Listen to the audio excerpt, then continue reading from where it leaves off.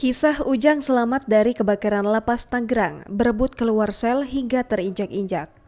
Sebanyak 41 napi meninggal dunia dalam peristiwa kebakaran hebat lapas kelas 1 Tangerang, Banten pada Rabu 8 September 2021 pukul 1.50 waktu Indonesia Barat.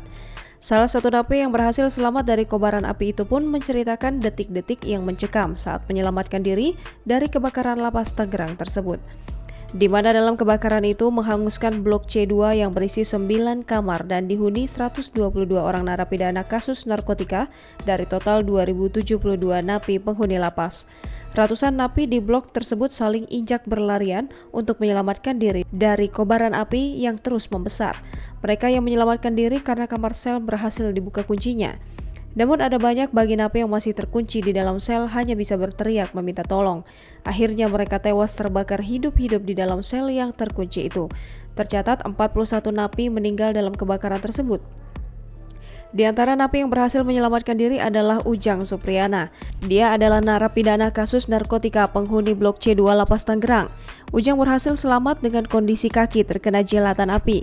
Detik-detik upaya Ujang menyelamatkan diri diceritakan ibunya, yakni Nuriyati. Nuriyati sudah sejak pagi mendatangi Pusko Krisis Center di Lapas Kelas 1 Tangerang setelah mendengar ada kebakaran di Lapas Tangerang.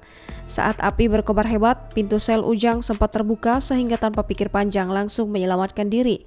Ujang mengaku sempat menginjak-injak temannya yang juga hendak melarikan diri dari kobaran api. Nuriyati pusing bukan main mendengar lapas yang dihuni anaknya terbakar sampai menewaskan 41 narapidana. Saat ini, menurut Nuriyati, Ujang sudah dirawat di Blok F bersama luka ringan lainnya.